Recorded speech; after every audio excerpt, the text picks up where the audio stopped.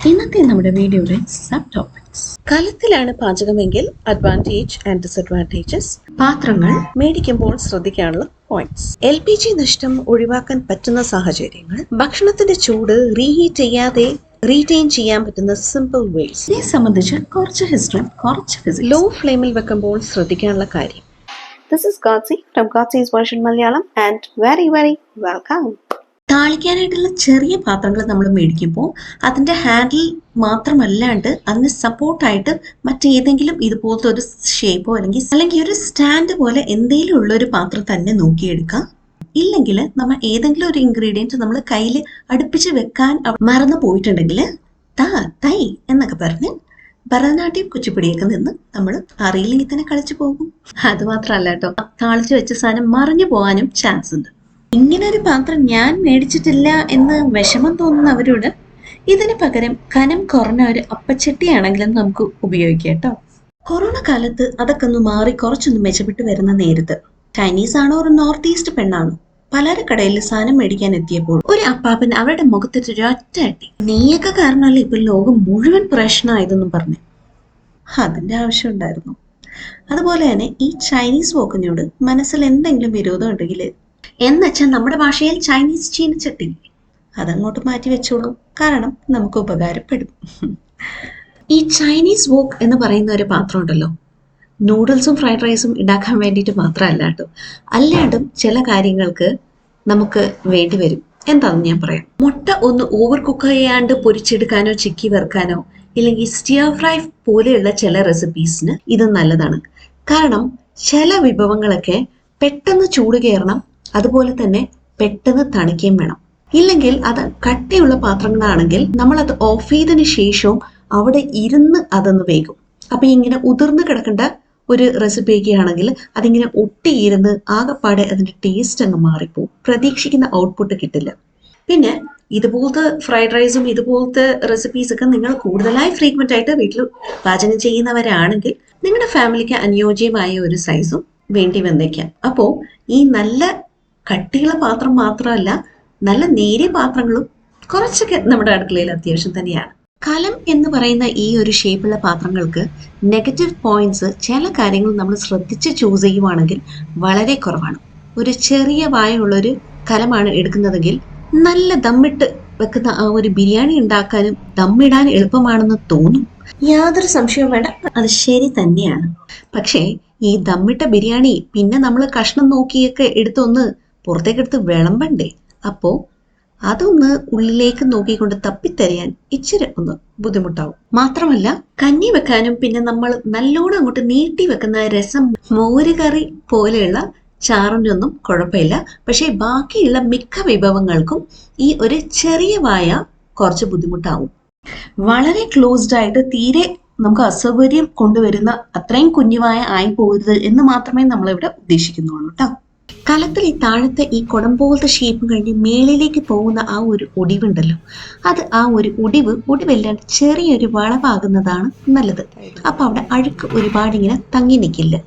ഇല്ലെങ്കിൽ നമ്മുടെ വീട്ടിൽ ഉള്ള ആയുഷ്കാലം അത്രയും നീ എന്നെ നല്ലോണം കൊണ്ട് തേച്ച് കുളിപ്പിച്ചോണ്ട് ഇരിക്കടാവട്ടെ എന്നും പറഞ്ഞ് അവൻ നമുക്ക് കാര്യമായിട്ട് തന്നെ പണിയാരും. സോ മൈ സ്വീറ്റ് ഫ്രണ്ട്സ്, കലം മേടിക്കുമ്പോൾ ഈ 2 കാര്യങ്ങൾ ശ്രദ്ധിക്കുക. ഈ ഒരു കലത്തിന്റെ മറ്റൊരു നെഗറ്റീവ് പോയിന്റ് എന്ന് പറയാനുള്ളത് ഇതിന്റെ ഷേപ്പ് തന്നെയാണ്. പ്രത്യേകിച്ചും നമ്മൾ കഞ്ഞിയും പാലും ചായയൊക്കെ തിളപ്പിക്കാൻ നേരത്ത് ഭക്ഷണത്തിന്റെ അളവിലും കുറച്ചും കൂടെ വലിപ്പമുള്ള കലമാണെങ്കിൽ കുഴപ്പമില്ല. അല്ലെങ്കിൽ ചിലപ്പോഴൊക്കെ പണി കിട്ടും ഉറപ്പ്. മേലോട്ട് ആ നേർത്ത ഭാഗം എത്തുമ്പോഴത്തേക്കും അയ്യോ ദൈവമേ, അവൻ എന്തൊരു സ്പീഡാണ്! എത്രയോ തവണ ആ അടപ്പ് മാറ്റി കണ്ണും നട്ട് നോക്കി അങ്ങോട്ട് നിന്നാലും ശരി, എന്നോടാണോ നിന്റെ കളി എന്ന് ചോദിച്ചുകൊണ്ട് മത്സരിച്ചുകൊണ്ട് അവൻ തന്നെയായിരിക്കും പുറത്തേക്ക് ചാടാം. അതുകൊണ്ട് തോൽവി സമ്മതിച്ചു കൊടുത്തുകൊണ്ട് ഞാനങ്ങോട്ട് കീഴടങ്ങി. ഇതിൽ പാല് തിളപ്പിക്കല് ഞാനങ്ങോട്ട് നിർത്തി. ഇനി വല്ല പാത്രം കഴുകാൻ മടിയുള്ള ദിവസങ്ങളാവാം. അയ്യോ, ഒന്നുകൂടെ ട്രൈ ചെയ്യട്ടെ. 3 roses, ഉന്മേഷം, കടുപ്പം, രുചി, ഇവ 3ലും ഉത്തമം. ഈ പറഞ്ഞ 3ഉം ഉണ്ടാവും. അല്ല, ചായ കുടിച്ചാൽ ഉന്മേഷം ഉണ്ടാവുമോ എന്ന് എനിക്കറിയാൻ പാടില്ല. പക്ഷെ രുചി, കടുപ്പം ആൻഡ് LPG ലാഭം അല്ല, ഈ കാര്യത്തിൽ ഉണ്ടാവും. ഞാനിത് നിങ്ങൾക്ക് അങ്ങോട്ട് ബ്രേക്ക് ചെയ്ത് അങ്ങോട്ട് വിവരിച്ച് മനസ്സിലാക്കി തരാം. വരും. ഈ ടോപ്പിക്കിനെ സംബന്ധിച്ച് ഇത്രയും ഡിസഡ്വാൻറ്റേജ് ഉണ്ടെങ്കിലും എല്ലാത്തിനും തകടം മറിച്ച് ഇവനുള്ള അഡ്വാൻറ്റേജ് എന്ന് പറയുന്നത് ഇവന്റെ ഡിസഡ്വാൻറ്റേജ് തന്നെയാണ്. യെസ്, അവന്റെ ആ ഷേപ്പ് തന്നെയാണ്. ഇനി ബുദ്ധിമുട്ട് യു ഹാവ് ടു വിശ്വസിക്കാൻ മീ. അല്ലെങ്കിൽ പിന്നെ ഞാൻ ചോദിക്കട്ടെ, ഈ തേർമൽ കുക്കർ മാനുഫാക്ചർ ചെയ്യുന്ന ആൾക്കാര് ബാക്കി ഉള്ള എല്ലാ ഷേപ്പുകളും അവര് മാറ്റി വെച്ചുകൊണ്ട് എന്തിനാണ് ഈ കലത്തിന്റെ ഈ ഷേപ്പിൽ മാത്രം അവര് അവരുടെ സെറ്റായിട്ടുള്ള ഒരു കലം മാനുഫാക്ചർ ചെയ്യുന്നത്? നമുക്ക് ഇഷ്ടപ്പെട്ടാലും ഇല്ലെങ്കിലും എത്ര മാറ്റി നിർത്താൻ നോക്കിയാലും എല്ലാ കാര്യത്തിലും ഉണ്ടെന്നേ കുറച്ചൊക്കെ ഒരു ഫിസിക്സ്. എന്ത് ചെയ്യാനാ? ഇതിന്റെ താഴത്തെ ഈ വിശാലമായ ഈ ഒരു ഉണ്ട പോലത്തെ ഷേപ്പും മേലെ അങ്ങോട്ട് പോകുമ്പോൾ നേർത്ത് പോകുന്നത് കൊണ്ട് വായ ചെറുതും ആയതുകൊണ്ട് ഇതിലത്തെ ആവി അങ്ങോട്ട് എസ്കേപ്പ് ആവാൻ ബാക്കിയുള്ള ഷേപ്പ് അപേക്ഷിച്ച് നോക്കുമ്പോൾ കുറച്ച് ബുദ്ധിമുട്ടാണ്. അപ്പൊ എന്ത് ചെയ്യും? ആ ചൂട് അവിടെ തങ്ങി നിൽക്കും. അതാണ് ഇതിന്റെ പുറകിലുള്ള ഒരു സിമ്പിൾ സയൻസ് ഓർ ഫിസിക്സ്. അതുകൊണ്ട് ഈ ഒരു പാത്രത്തിൽ ചായ വെച്ചാലുള്ള ഗുണം എന്താണെന്നറിയോ? ചില ചായപ്പൊടികൾ ഒരുപാട് തിളപ്പിച്ചിട്ടുണ്ടെങ്കിൽ അതിന്റെ ആ കടുപ്പത്തിനോടൊപ്പം ചെറിയ ഒരു കയ്പും കൂടെ ഇറങ്ങി വരും. അപ്പോൾ ആ ചായയുടെ രുചി ഇപ്പോൾ നമ്മൾ നല്ല ഫൈൻ ആയിട്ടുള്ള ഒരു ചായപ്പൊടിയല്ല, പകരം ഇച്ചിരി വലിയ ചായപ്പൊടിയാണ് നമ്മൾ ഉപയോഗിക്കുന്നതെങ്കിൽ അത് കുറച്ചുകൂടെ ഏറെ നേരം തിളപ്പിക്കണമല്ലോ.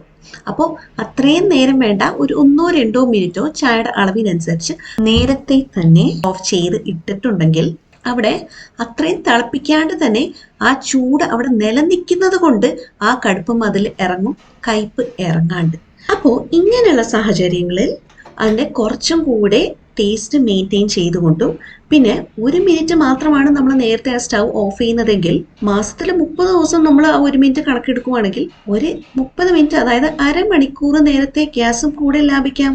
പിന്നെ അതിലും വെരി ഇമ്പോർട്ടൻ്റ് ആയിട്ട് അത്രയും നേരം നമ്മൾ അവിടെ ആ ചായ വെക്കാൻ വേണ്ടിയിട്ട് മാത്രമാണ് അടുക്കളയിൽ നമ്മൾ അവിടെ നിൽക്കുന്നതെങ്കിൽ that much time also you save man. Yes, that's right. പിന്നെ രണ്ടാമത് ഒരു ചായ കുടിക്കാൻ ഒരു ചെറു ചൂട് മതി എന്നുള്ളവർക്ക് ആ സ്റ്റവേലോ ഇല്ലെങ്കിൽ ആ ചൂടുള്ള പരിസരത്തൊക്കെ തന്നെ ആ പണിയുടെ ഇടക്ക് നമുക്ക് കലത്തിൽ ചായ വെക്കുവാണെങ്കിൽ ഒന്നും കൂടി ഒരു ചായ വെയിറ്റ് ചെയ്യാണ്ട് കുടിക്കാനും വേണ്ടിയിട്ട് കുറച്ചൊക്കെ ചൂട് അതിൽ അത് പറയുമ്പോ മൂടിയുടെ അതായത് അടപ്പിന്റെ കാര്യം കൂടെ പറയണമല്ലോ. കലം ഇതൊക്കെ തന്നെ വേണമെന്നും പറഞ്ഞ് നമ്മൾ നോക്കി സൂക്ഷിച്ചെടുത്തിട്ട് അടപ്പ് ഒട്ടും തന്നെ ചേർന്നതല്ല എങ്കിൽ പിന്നെ അതില് കാര്യമില്ലാണ്ടായി പോകില്ല. അതുകൊണ്ട് ഈ ഒരു കാര്യം കൂടെ നമ്മൾ ശ്രദ്ധിക്കേണ്ടതുണ്ട്. ആവി നഷ്ടപ്പെട്ടാൽ നമ്മുടെ ഭക്ഷണത്തിൽ വരുന്ന വ്യത്യാസത്തെക്കുറിച്ച് ഞാൻ ഒരു കുക്കറിന്റെ വീഡിയോ ഞാൻ ഓൾറെഡി ഇട്ടിട്ടുണ്ട്. താല്പര്യപ്പെടുന്നവർക്ക് വേണ്ടിയിട്ട് ഞാൻ ലിങ്ക് ഡിസ്ക്രിപ്ഷനിൽ കൊടുത്തേക്കാം. ഞാൻ ഈ ഇടക്കൊക്കെ ലോ ഫ്ലെയിം എന്ന് പറയാറില്ലേ? ഈ ലോ ഫ്ലെയിം എന്ന് പറയുന്നത് ആ കൊടുക്കുന്ന തീ പാത്രത്തിൽ മുട്ടുന്നതും മുട്ടാത്തതും ആയിട്ട് ആ കുക്കിംഗ് ടൈമിൽ വളരെയധികം വ്യത്യാസം വരും. വെറുതെ വിശ്വസിക്കേണ്ട, ഇതിനും പറയാൻ ഞാൻ നല്ല ഒരു ഉദാഹരണം. ഓക്കെ, സോ നമ്മൾ ഒരു ക്യാൻഡിൽ എടുക്കുക, അതോടെ കത്തിച്ചു വെക്കുക. അതിനുശേഷം നമ്മുടെ കൈ അതിൻ്റെ മുകളിലേക്ക് ഒന്ന് ഉയർത്തിപ്പിടിക്കുക. എത്രമാത്രം ഉയരത്തിലാണോ നമ്മൾ നമ്മുടെ കൈ പിടിച്ചിരിക്കുന്നത് അത് അത്രയും കൂടെ നേരം അത് നമ്മളവിടെ കൈ നല്ല കൂളായിട്ട് വെക്കും. എന്നിട്ട് എന്ത് പറയും? ഇவ்வளவு തന്നെ, ഇതെല്ലാം ചുച്ചിപ്പി എന്ന് പറയും. അപ്പൊ അത് ആ കൈ ഒന്ന് പതുക്കി താത്തി പിടിച്ചു നോക്കി, ആ തീയിൽ മുട്ടത്തൊക്കെ വരും. അപ്പറിയാം ഇവരും പെട്ടെന്ന് കൈ കൊണ്ടിട്ട് മാറ്റും. അപ്പൊ ഇതാണ് നമ്മുടെ ഓരോ പാത്രത്തിന്റെയും വ്യത്യാസം. എനിക്കിവിടെ ഒരു കുക്കർ ഉണ്ട് കേട്ടോ. അത് കുറച്ച് നാൾ ഉപയോഗിച്ചപ്പോഴത്തേനും അതിന്റെ നടുവൊന്ന് പതുക്കെ ഒന്ന് ചെറുതായിട്ട് ഇങ്ങനെ കുഴിഞ്ഞ് ഇറങ്ങി വന്നു. അപ്പോൾ ഇതിൽ ലോ ഫ്ലെയിമിൽ കംപ്ലീറ്റ്ലി ഞാൻ ലോ ഫ്ലെയിമിൽ വെച്ചാലും എന്ത് ചെയ്യും? ഈ തീ ആ പാത്രത്തിൽ മുട്ടും. ബാക്കിയുള്ള പാത്രങ്ങളോ കുക്കറോ അതുപോലെയല്ല. അപ്പോൾ എൻ്റെ ഈ ഒരു കുഴിയൻ കുക്കറിലും ബാക്കി നല്ല ഫ്ലാറ്റ് ബേസ് ആയിട്ടുള്ള ഒരു കുക്കറിലും കൂടെ അവിടെ ഒരേ അളവിന് തന്നെ ഞാൻ ഉരുളക്കിഴങ്ങ് ഇട്ടുകൊണ്ട് വെക്കാം വേവിക്കാനായിട്ട്. അപ്പോൾ ഇതിലും 5 മിനിറ്റ്, അതിലും 5 മിനിറ്റ്. ഓഫ് ചെയ്ത ശേഷം ഞാൻ തുറന്നു നോക്കുവാണെങ്കിൽ ഈ കുഴിയൻ കുക്കറിലുള്ള ഉരുളക്കിഴങ്ങ് വെന്തിട്ടുണ്ടാവും. അപ്പോൾ മറ്റേ കുക്കറിൽ വെന്തിട്ടില്ല എന്ന് ഞാൻ പിറുപിറുത്തിട്ടുണ്ടെങ്കിൽ ആ കിഴങ്ങന്മാര് എന്നോട് പറയും, പിന്നെ പക്ഷാഭേദം കാണിച്ചിട്ട് ഇങ്ങോട്ട് വന്നേക്കണേനും എന്താന്ന് നോക്കാൻ എന്ന് പറയും. ഇത് ശരിയാണല്ലോ. Put yourself in their shoes എന്ന് പറഞ്ഞാൽ ആരുടെ ഷൂ കയറി ഇരിക്കാന്നല്ല, അവരുടെ ഭാഗത്ത് നിന്ന് ചിന്തിച്ചു നോക്കുക എന്നുള്ളതാണ്. അപ്പൊ ആ കുക്കർ പറയുന്ന ന്യായമാണല്ലോ. എന്റെ ഭാഗത്ത് നിന്ന് ഞാൻ ഒരേ അളവിനാണ് തീ കൊടുത്തത്, പക്ഷേ സ്വീകരിക്കാൻ മറ്റേ ഇവൻ ഇറങ്ങി വന്നു. മറ്റേവൻ ഇച്ചിരി പൊങ്ങച്ച കൂടുതല, അപ്പൊ പിന്നെ അവൻ അത് പോരാഞ്ഞു. സോ അവരുടെ ഭാഗത്ത് നിന്ന് നോക്കുമ്പോ അത് ന്യായമാണല്ലോ. So that is the point here.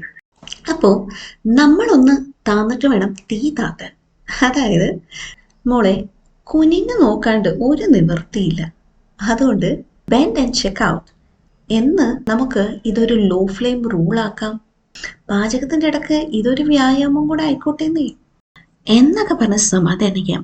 പക്ഷെ മൊത്തത്തിൽ പറഞ്ഞു വരുമ്പോ പണിയോട് പണി തന്നെയാണ്. ഒഴിവാക്കാൻ പറ്റുന്ന ചെറിയ ചെറിയ നഷ്ടങ്ങൾ. ആദ്യമായിട്ട് പ്രകൃതിയിലുള്ള കാറ്റെന്ന് പറയുന്ന ഒരുത്തരുണ്ടല്ലോ, അവനെയാണ് സൂക്ഷിക്കേണ്ടത്. എങ്ങാണ്ടും ഒരു ഗ്യാപ്പ് കിട്ടിയിട്ടുണ്ടെങ്കിൽ ആ സ്റ്റവിന്റെ അതുവഴി വന്നങ്ങോട്ട് ഈ തീ എന്ന് പറയുന്ന സുന്ദരി അങ്ങോട്ട് തലോടി അങ്ങോട്ട് സുഖിപ്പിക്കാൻ നിൽക്കും. ഇതാണെങ്കിലോ അവനെങ്ങാണ്ടും ഇതുവഴി വന്നിട്ടുണ്ടെങ്കിൽ അവൻ വിളിക്കുന്നിടത്തേക്ക് ഇറങ്ങി ഓടാൻ ഞാൻ ഏത് നേരം തയ്യാറാണ് എന്ന് പറഞ്ഞാണ് ഇത് നിൽക്കുന്നത്. നമ്മൾ വേണ്ടേ ഒരു ഉത്തരവാദിത്തം എടുത്ത് അവരെ വേണ്ടതുപോലെ അകൽച്ചയിൽ നിർത്താൻ? അത് സൂക്ഷിക്കേണ്ടത് നമ്മുടെ കടമയില്ലേ. പിന്നെ പോയിട്ട് പറഞ്ഞിട്ട് വല്ല കാര്യമുണ്ടാ? ഷോ. രണ്ടാമതായിട്ട് ഈ ബേണറിന്റെ ഹോൾസ് അല്ലാണ്ട് ചിലപ്പോൾ അടി കൂടിയൊക്കെ ഇച്ചിരിയൊക്കെ അങ്ങോട്ട് ചീറ്റാറില്ലേ? അത് അവൻ വിളിച്ചു പറയണത് എന്നെ ക്ലീൻ ആക്കാൻ നേരമായി എന്നാണ്. ഇവിടെ വിളിച്ചു പറയാൻ തുടങ്ങിയിട്ട് കുറച്ച് നാളായിട്ടാ. ചെയ്യണം. മൂന്നാമതായിട്ട് പുട്ടുകുറ്റിയിൽ ആവി കയറും തോറും പുറമേ നിന്ന് ആ നിറം അതുപോലെ തന്നെ മാറി കയറി പോകുന്നത് നമ്മൾ പലപ്പോഴായി ശ്രദ്ധിച്ചിട്ടുണ്ടാവാം. ഇതിലിപ്പോ ഈ കുക്കറിന്റെ 3/4 ഭാഗത്തോളം നല്ല തണുത്ത വെള്ളമുണ്ട്. ഇതിന്റെ ഫ്ലാറ്റ് ബേസും കഴിഞ്ഞ് വെറും ഒരു 1/4 ഇഞ്ച് മാത്രമുള്ള ആ സ്ലാന്റ്. ആ വെള്ളത്തിന്റെ തണുപ്പാണ് ഇവിടെ പുറത്ത് കാണുന്ന ഈ മോയിസ്റ്റ്. വെറും ഏകദേശം 30 സെക്കൻഡ് കൊണ്ടാണ് ഇവിടെ ആ മോയിസ്റ്റ് മുഴുവൻ അങ്ങോട്ട് മാറിപ്പോകുന്നത്. ഈ വെള്ളം ഈ 30 സെക്കൻഡ് കൊണ്ട് അവിടെ ഉള്ളിൽ ചൂടായിട്ടല്ല ഈ നിറം മാറ്റം. പകരം ഇതിന്റെ ഫ്ലാറ്റ് ബേസും കഴിഞ്ഞ് ആ സ്ലാന്റിലേക്ക് തീ വരുന്നുണ്ട്, ഒരുപാടല്ലെങ്കിൽ തന്നെ. അപ്പൊ ആ തീ പുറത്തുകൂടെ ആ പാത്രം ചൂടാക്കി ആ പരിസരം കൂടെ ചൂടാക്കുന്നത് കൊണ്ടാണ് ഈ കുക്കറിന്റെ പുറമേ കാണുന്ന ഈ മോയിസ്റ്റ് ഇത്രയും പെട്ടെന്ന് മാറാൻ കാരണം. പാത്രത്തിന്റെ ഷേപ്പ് ഏതുമായിക്കൊള്ളട്ടെ, അതിന്റെ ഫ്ലാറ്റ് ബേസും കഴിഞ്ഞ് പുറത്തേക്ക് നിൽക്കുന്ന തീ കുറച്ചൊക്കെ വേസ്റ്റ് ആകുന്നുണ്ട് എന്ന് പ്രൂവ് ചെയ്യുന്ന നല്ലൊരു ഉദാഹരണമാണിത്. നിരന്ന് പരന്ന ബേസുള്ള പാത്രം എന്ത് പറയും, ഇങ്ങനെ പറയാം. ഒരു തിരികെയുടെ സഹായം ഇല്ലാണ്ട് നിലം ഉറപ്പിച്ച് ഇരിക്കാൻ പറ്റാത്ത പാത്രങ്ങൾ, നല്ല പരപ്പൻ മൺചട്ടി മുതൽ കുഴിയൻ ചീനച്ചട്ടി വരയ്ക്കും അതുപോലെ ഷേപ്പുള്ള ഏതൊരു മെറ്റൽ പാത്രങ്ങളാണെങ്കിലും നമ്മൾ ആദ്യം തന്നെ ഒന്ന് തിളക്കാനായിട്ട് അല്ലെങ്കിൽ ഒന്ന് റോസ്റ്റാനായിട്ട് കുറച്ചു നേരം ഒന്ന് കൂട്ടി വെക്കുന്ന ഒരു സമയമുണ്ടല്ലോ. ആ സമയമല്ലാണ്ട് ബാക്കിയുള്ള വേവിക്കാനുള്ള സമയം അത് എത്ര ഡിഗ്രിക്കാണോ അത് വളഞ്ഞ് പോകുന്നത്, അപ്പൊ അത്രയും കൂടെ കുറച്ചത് തീ കൊടുക്കുന്നതാണ് ഗ്യാസ് ഒരുപാട് വേസ്റ്റ് ആയി പോവാതിരിക്കാൻ നല്ലത്. സ്റ്റീൽ തന്നെ ആവണം എന്നില്ല, ഏതൊരു പാത്രമാണെങ്കിലും ഫ്ലാറ്റ് ബേസ് ആണെങ്കിൽ നമുക്ക് ഇതിൽ 80 to 90% വരെയും നമുക്ക് തീ കൊടുക്കാം, ഉണ്ടാക്കുന്ന വിഭവവും കൂടെ കണക്കിലിട്ട്. ബേസ് ഫ്ലാറ്റ് ആയതുകൊണ്ട് തന്നെ സൈഡിലൂടെ കടത്തി വിട്ടുകൊണ്ട് തീ വേസ്റ്റ് ചെയ്യില്ല എന്ന് മാത്രമല്ല, ചൂട് ഉള്ളിലേക്ക് തന്നെ അബ്സോർബ് ചെയ്തുകൊണ്ട് മാക്സിമം LPG സേവ് ചെയ്യാനും പറ്റും. എല്ലാ ഷേപ്പിലുള്ള പാത്രങ്ങളും നമുക്ക് അത്യാവശ്യം വേണം. പക്ഷെ ചില ഷേപ്പുകൾ എണ്ണത്തിൽ തീരെ കുറവും ചില ഷേപ്പുകൾ എണ്ണത്തിൽ കുറച്ച് കൂടുതലും വേണ്ടി വരും. ചീനച്ചട്ടി അല്ലാണ്ട് ബേസ് കുറഞ്ഞ് കർവി ആയിട്ടുള്ള പാത്രങ്ങൾ എണ്ണത്തിൽ കുറവാണ് കൂടുതലും വേണ്ടി വരിക. ഫ്ലാറ്റ് ബേസും മലന്ന് വലിയ വായായിട്ടുള്ളത് വറ്റിച്ചെടുക്കാനും വരട്ടിയെടുക്കാനും. അതേസമയം ഫ്ലാറ്റ് ബേസും അതിനൊത്ത പൊക്കവും ഓരോ വിഭവങ്ങൾക്കും വേണ്ടിയതുപോലെ ആവശ്യത്തിന് ഒതുങ്ങിയ വായുള്ള ഒരു പാത്രം ഗ്യാസ് ലാഭിക്കാൻ വേണ്ടിയിട്ട് മാത്രമല്ല, ഇങ്ങനത്തെ പാത്രങ്ങൾ കുറെ അധികം റെസിപ്പീസിന് ഉപയോഗിക്കാൻ പറ്റുന്നതായിരിക്കും. പിന്നെ പറഞ്ഞു വരുമ്പോൾ ഞാൻ ഈ പറയുന്നതൊന്നും ആർക്കും തന്നെ അറിയാത്ത ഒരു പുതുമയായ കാര്യങ്ങളൊന്നും അല്ല. ചെറിയ കാലം കഴിയുമ്പോൾ നമ്മൾ അതങ്ങ് മറന്നു പോകും എന്നുള്ളതാണ് സത്യം. ഭക്ഷണം റീഹീറ്റ് ചെയ്യാതെ ചൂട് നിലനിർത്തിക്കൊണ്ട് റീറ്റെയിൻ ചെയ്തുകൊണ്ട് ഭക്ഷണം നമുക്ക് ചൂടോട് കൂടി തന്നെ കഴിക്കാൻ പറ്റുന്ന 2 സൂപ്പർ സിമ്പിൾ മെത്തേഡ്സ്. കുറച്ച് ഹിസ്റ്ററി ആവാം. So welcome to history class. നമ്മുടെ പൂർവികര് വൈക്കോല് വെച്ച് ഒരു സെറ്റപ്പ് ഉണ്ടാക്കും, ഒരു പെട്ടി പോലെ എന്തെങ്കിലും. അതിലേക്ക് പഴങ്ങൾ വെച്ച് പഴുപ്പിക്കാനും ചൂടാണെങ്കിൽ ചൂട് തണുപ്പാണെങ്കിൽ തണുപ്പ് നിലനിർത്താനായിട്ട് ഈ ഒരു സെറ്റപ്പ് അവർ യൂസ് ചെയ്യുമായിരുന്നു. കാലക്രമേണ അതൊരു തെർമോകോൾ ബോക്സ് ആയി. ഈ മണിയൊക്കെ അടിച്ച് ഐസ് പൂട്ടൊക്കെ കൊണ്ടുവന്ന് വെക്കില്ലേ, അത് തന്നെ. വീണ്ടും അതിന്റെ കാലക്രമേണ വന്നൊരു മോഡേൺ വേർഷനാണ് ഇപ്പോൾ നമ്മുടെ കയ്യിലിരിക്കുന്ന ഹോട്ട് ബോക്സും തെർമോകോൾ കുക്കേഴ്സും. Thermal cookers. ഹോട്ട് ബോക്സിന്റെ കാര്യത്തിൽ പ്രത്യേകിച്ച് നമ്മൾ ശ്രദ്ധിക്കാനുള്ളത്, ഉള്ളിൽ സ്റ്റീലും പുറത്തേക്ക് ഒരു പ്ലാസ്റ്റിക് സെറ്റപ്പ് ആണല്ലോ. അപ്പോൾ ഈ ലിക്വിഡ് ആയിട്ടുള്ള ചാറ് കറികളൊക്കെ ഒഴിച്ചു വെച്ചിട്ടുണ്ടെങ്കിൽ അതിൻ്റെ ഇടക്കോട്ട് ഒഴുകി ഇറങ്ങിയാൽ ക്ലീനിങ് വളരെ ബുദ്ധിമുട്ടായിരിക്കും. അതുകൊണ്ട് തന്നെ നമ്മളിപ്പോൾ രാവിലെയാണ് അത് പാചകം ചെയ്യുന്നതെങ്കിൽ രാത്രിക്ക് എന്തായാലും റീഹീറ്റ് ചെയ്യേണ്ടി വരും. അപ്പോൾ ഉച്ചക്കത്തേക്ക് ആവശ്യമുള്ള കറി ഒരു പാത്രത്തിലേക്ക് വിളമ്പിയിട്ട് ആ പാത്രം ഹോട്ട് ബോക്സിന്റെ അകത്തേക്ക് ഇറക്കി വെക്കുവാണെങ്കിൽ ഹോട്ട് ബോക്സിന്റെ cleaning and maintaining will be much more easier. അപ്പോൾ 3-4 മണിക്കൂർ വരയ്ക്കും ഈ 2 മെത്തേഡ്സിലും അത്യാവശ്യം നല്ലോണം തന്നെ ചൂട് റീറ്റെയിൻ ചെയ്യാൻ പറ്റും. 2 മണിക്കൂറിനകമൊക്കെയാണെങ്കിൽ റിയലി നന്നായിട്ട് തന്നെ ചൂട് നിലനിൽക്കും. ഭക്ഷണത്തിന്റെ അളവ് കുറയും തോറും കുറച്ച് നേരവും അളവ് കൂടും തോറും അത്രയും കൂടെ കൂടുതൽ നേരം ഈ 2 മെത്തേഡിലും ചൂട് റീറ്റെയിൻ ചെയ്യുന്നതായിരിക്കും എന്നുള്ള ഒരു കാര്യം കൂടെ ഓർത്തിരിക്കുക. സോ അതില് കഞ്ഞി മാത്രമല്ല കേട്ടോ, ഈ പറഞ്ഞ പോലെ ചായയും കറിയും ഒക്കെ ചൂട് നിലനിർത്താനും ഗ്യാസ് ലാഭിക്കാനും അതിലേക്ക് ഇറക്കി വെക്കാനും റീഹീറ്റ് ചെയ്യാതെ റീറ്റെയിൻ ചെയ്തുകൊണ്ട് LPG സേവ് ചെയ്യാൻ പറ്റുന്ന സൂപ്പർ സിമ്പിൾ മെത്തേഡ്സ് ആണ് ഇത് രണ്ടും. ഫ്ലാറ്റ് ബേസ് തീ മാക്സിമം അബ്സോർബ് ചെയ്യാനും ആവി മാക്സിമം തങ്ങി നിർത്താൻ അതിന്റെ ചെറിയ വായയും അത് ഒന്നും കൂടെ ഉറപ്പിച്ചുകൊണ്ട് ചൂട് മാക്സിമം റീറ്റെയിൻ ചെയ്യാൻ പുറത്തെ തെർമൽ കണ്ടെയ്നറും പറയാതെ ഇരിക്കാൻ വയ്യ. It is so very simple but yet brilliant. So let's get back into the older technology in modern version. ദോശക്കല്ല് മേടിക്കുമ്പോഴത്തേക്കും ഇരുമ്പിൻ്റെ തന്നെയാണ് ഏറ്റവും ബെസ്റ്റ്. പക്ഷേ നോൺ സ്റ്റിക്ക് ഒരെണ്ണം ഉള്ളത് നല്ലതാണ്. കാരണം എന്താണെന്ന് വെച്ചാൽ നമ്മുടെ ബാറ്ററൊക്കെ ചിലപ്പോൾ കാലാവസ്ഥയ്ക്ക് അനുസരിച്ച് നല്ല കറക്റ്റായിട്ട് അങ്ങോട്ട് നമുക്ക് പൊങ്ങി വന്നില്ല, അല്ലെങ്കിൽ വല്ല ഒരു ട്രയൽ ആൻഡ് എററൊക്കെ ആയിപ്പോയി ഒരു പുതിയ ഒരു മിക്സൊക്കെ ട്രൈ ചെയ്യുമ്പോൾ അങ്ങനെ ഉണ്ടെങ്കിൽ ഒരു രക്ഷിതാവായിട്ട് ഒരാളെ കരുതുന്നത് നല്ലതാണല്ലോ. ആ ഒരു കാരണം കൊണ്ട് ഈ ഒരു നോൺ സ്റ്റിക്ക് നമ്മൾ വീട്ടിൽ ഒരെണ്ണം മേടിച്ച് വെക്കുന്നത് നല്ലത് തന്നെയാണ്. പിന്നെ ഞാനിത് കൂടുതൽ ഉപയോഗിക്കുന്നത് എന്താണെന്ന് വെച്ചാൽ എൻ്റെ ഇരുമ്പിനെക്കാട്ടിലും ഇത് കുറച്ചുകൂടെ വലുതാണ്. അപ്പോൾ തിരക്കിട്ട നേരങ്ങളിൽ അല്ലാണ്ടാണെങ്കിൽ തന്നെ പണിയൊന്ന് വേഗം തീർക്കാൻ ഇതങ്ങോട്ട് എടുത്ത് വെക്കാറുണ്ട് ഞാൻ അടപ്പയിൽ. വക്കില്ലാത്തൊരു ദോശക്കല്ലിൽ എല്ലാ അടപ്പും ഒരുപോലെ ഉപയോഗിക്കാൻ പറ്റില്ല. അടപ്പിന് നമ്മുടെ പാചകത്തിലുള്ള പ്രാധാന്യം കുറച്ച് ഏറെയുണ്ട്. അതൊരു സെപ്പറേറ്റ് വീഡിയോ ആക്കാം. നീർദോശ പോലെയുള്ള റെസിപ്പീസിന് വക്കുള്ള ദോശക്കല്ല് തന്നെയാണ് കൂടുതലും അനുയോജ്യം.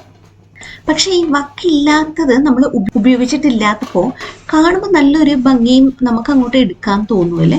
അത് എനിക്കും ഉണ്ട് അങ്ങനത്തെ വട്ടൊക്കെ. അപ്പോൾ അതുകൊണ്ട് ഞാൻ ചിലപ്പോൾ എടുത്തുന്നിരിക്കും. പക്ഷെ നിങ്ങൾ മേടിക്കരുത് കേട്ടോ. ഞാൻ പറഞ്ഞതുപോലെ നല്ല ബെനിഫിഷ്യൽ ഫീച്ചേഴ്സ് ഉള്ള കാര്യങ്ങളൊക്കെ മാത്രം നിങ്ങൾ നോക്കിയും കണ്ടും മുൻകൂട്ടി അങ്ങോട്ട് സെലക്ട് ചെയ്യാം. പക്ഷെ മൈ ഡിയർ ഫ്രണ്ട്സ്, ചപ്പാത്തിയും പൊറോട്ടക്കൊക്കെ നമ്മുടെ ഇരുമ്പിനെ കഴിഞ്ഞിട്ടേ ഉള്ളൂ. അതിലെ ഒരു മൊരി വേറെ തന്നെയാണ്. യെസ്, അതിപ്പോ നമ്മുടെ ദോശക്കാണേലും അയ്യോ, ക്യാമറയിലൂടെ നോക്കി വന്നപ്പോഴത്തേക്കും നല്ല പപ്പടം പോലെ മൊരിഞ്ചു പോച്ച്. ഏതൊരു പാത്രം അത്യാവശ്യം നല്ല ബ്രാൻഡ് തന്നെയാണ് നമ്മൾ നോക്കി മേടിക്കേണ്ടത്. പക്ഷേ നോൺ സ്റ്റിക്ക് പ്രത്യേകിച്ച്. പാത്രങ്ങൾ മേടിക്കാൻ ഷോപ്പിങ്ങിന് പോകും മുൻപേ ഈ വീഡിയോ ഒന്ന് കണ്ടിട്ട് പോകാം. അല്ലെങ്കിൽ കളറും ഭംഗിയും മാത്രം നോക്കി എടുത്ത് കൈ പിടിച്ചോണ്ട് ഇങ്ങോട്ട് പോരും. എന്നിട്ട് വീട്ടിൽ വന്നിരുന്ന് തലചൊറയും. അല്ല, ഇതിപ്പോ ആരോടാണ് ആരുടെ കാര്യം ഈ പറയണത്? എന്റെ തന്നെ. വീണ്ടും കാണാം നല്ലൊരു വീഡിയോയെ. until then take care. Video ഇഷ്ടപ്പെട്ടാൽ ഒന്ന് ലൈക്ക് ആൻഡ് സബ്സ്ക്രൈബ് ചെയ്യുക. and take good care. Goodbye.